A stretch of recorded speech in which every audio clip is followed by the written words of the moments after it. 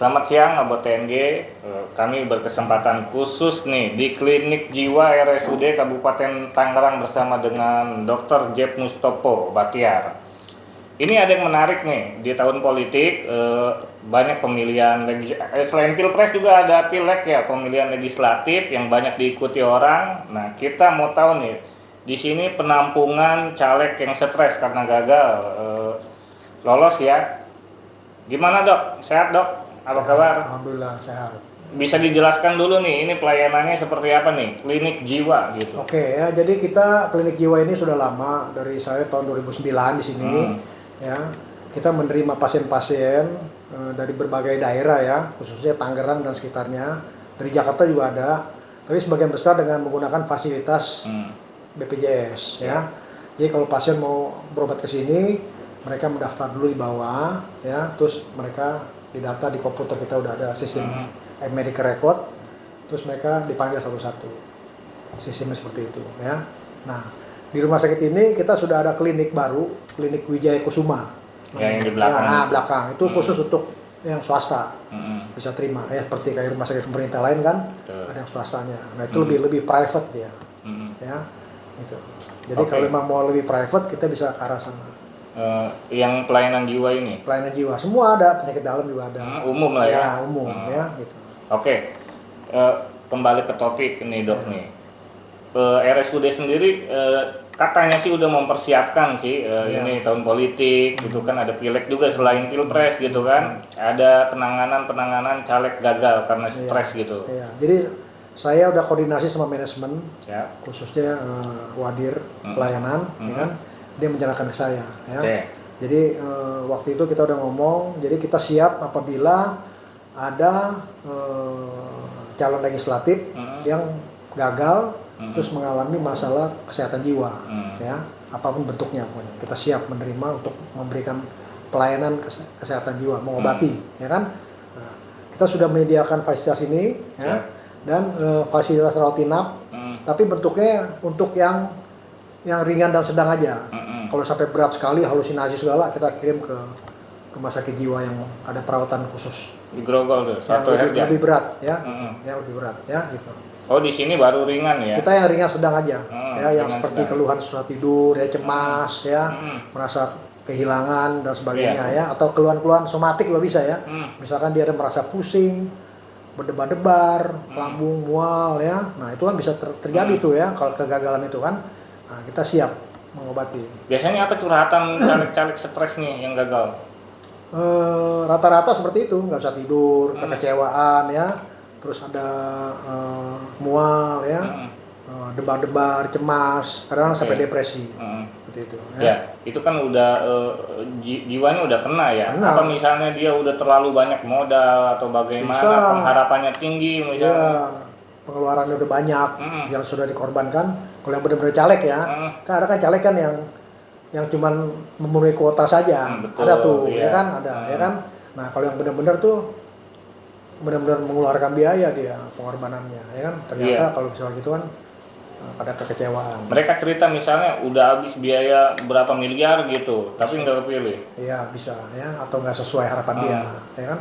Berapa biaya yang sudah dikeluarkan sampai stres begitu? Waduh, saya nggak tahu pastinya tuh. Ya. Cuman kita karena kan kos politik tinggi ya. Iya, selama screening itu mereka banyak sini, hampir 1.000 orang. Hampir 1.000 orang. 1.000 orang untuk dites kesehatan mental dan fisiknya. Oh iya. Kira-kira, ya kan, mendaftar. Kan rumah sakit pemerintah kan banyak. Betul. Mereka kemana aja boleh kan. Nah, yang kesini tuh cukup banyak waktu itu. 1.000 orang. Hampir kira-kira 1.000 orang. Ya, untuk persyaratan. Persyaratan, ya, ini itu ya. Hampir kira-kira. Dia sehat atau enggaknya dilihat dari situ ya, kejiwaannya ya. Terus fisiknya kan ada syarat dari KPU kan. Gitu. Terus berkaca dari tahun kemarin berapa jumlah pasien dok? Nah, dan kendalanya apa aja? Waktu itu kita juga pernah sama kayak gini ya, 2019 ya. Iya betul. 2019 ya, memang waktu itu nggak sebanyak yang lain ya, sekitar 5-10 orang lah yang konsul ke sini ya, kita tetap. Nah, kita pertama kita anjurkan untuk rawat jalan dulu, kita kasih obat, kalau nggak bisa nginep rawat inap ya, kita sediakan, tapi nggak terlalu khusus lah ya, paling kita kombinasi dengan bidang lain gitu. Itu ada ringan dan ini ya, sedang ya. Kalau misalnya ringan seperti apa, sedang seperti apa? Ringan misalkan tadi yang saya bilang kan gejalanya ringan. Misalkan dia ada gejala-gejala fisik ya, seperti mual, pusing ya, terus nggak bisa tidur, berdebar-debar, sesek, tampilannya fisik ya, atau lebih berat lagi ke arah sedih berlebihan, mengurung diri, nggak bisa tidur, cemas ya, bahkan kalau berat lagi ada halusinasi, ada bayang-bayang ya kan, lebih berat gitu. Itu sebenarnya bisa diterapi ya, dengan terapi obat kalau adekuat dosisnya, dia bisa nggak usah dirawat. Nggak perlu dirawat. Ini pengalaman saya pernah liputan di Rumah Sakit Jiwa Grogol dok, Soeharto Herdian. Itu ada yang halusinasi sampai dia tuh merasa udah jadi dok. Nah itu, ya. Nemuin nggak caleg di sini yang Di berat sini banget, enggak yang sampai harus dirujuk? Enggak, belum. Belum ya? Iya, mungkin dia udah pinter tuh langsung ke sana. Oh langsung ke sana ya? Oh iya, Sepertinya. jadi ya. Oke dok, terakhir nih, untuk pesan-pesan caleg nih, biar misalnya nggak mengalami seperti itu dok. Oke ya, pesan saya sebaiknya Bapak Ibu sekalian lebih realistis ya, lebih realistis dalam arti terima kenyataan yang ada kalau misalkan ternyata seperti apa ya. Nah, terus persiapan harus matang persiapannya kan. Kalau misalnya Bapak Ibu yakin kepilih ya kan, pasti kan yakin kan, udah yakin berapa yang sudah dikorbankan, waktu, tenaga, biaya segala macam kan, berapa mungkin kita nggak tahu nih kalau misalkan dia caleg kayak pemula atau yang sudah berkali-kali kan, mungkin yakin kan berkali-kali kan, mungkin dia udah punya setelahnya tahu lah.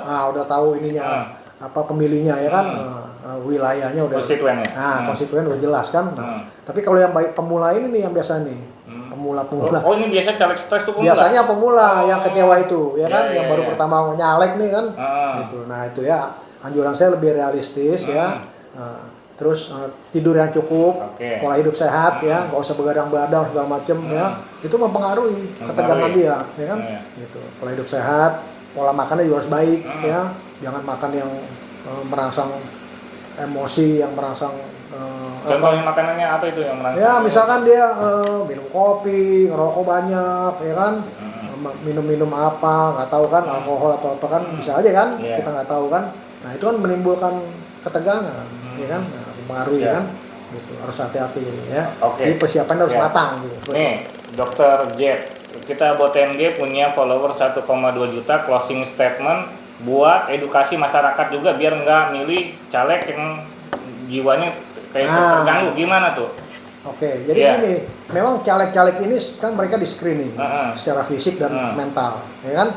Mereka dilakukan pemeriksaan tuh, dites kejiwaannya, terus kita wawancara juga ya.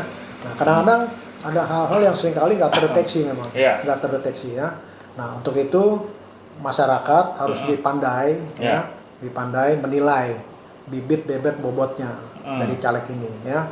Mungkin lihat latar belakangnya, ya kan, kualitasnya, pendidikannya. Ini politisi banyak yang ngomongnya berlebihan juga nih, berjanji, siapa di kejiwaannya kena apa gimana? Janji-janji yang berlebihan, ya kan, harus hati-hati, ya kan. Realistis intinya. Iya harus realistis, ya masyarakat juga harus lebih pinter lah sekarang kan, memilihnya kan. Gitu. Kita nggak tahu lah permainannya seperti apa di belakang itu. Siap. Oke, terima kasih banyak Dokter Jet. Kita akhiri diskusi menarik ini. Assalamualaikum warahmatullahi wabarakatuh.